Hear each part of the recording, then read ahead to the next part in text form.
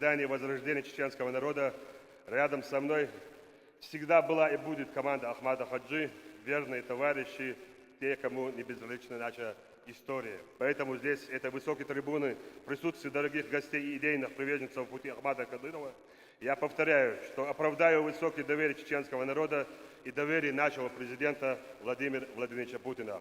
Сделаю все от меня зависящее, чтобы обеспечить Чеченской Республике мирное, здоровое, красивое будущее. Я люблю повторять слова моего отца, который говорил, что правда восторжествует. Его вера, справедливость, наставление, идея – все это дает нам силу и уверенность. И сегодня, оглядываясь назад, мы понимаем, что та самая правда, о котором говорил Ахмад Хаджи, действительно восторжествовала. Ахмад сила, Аллаху Акбар.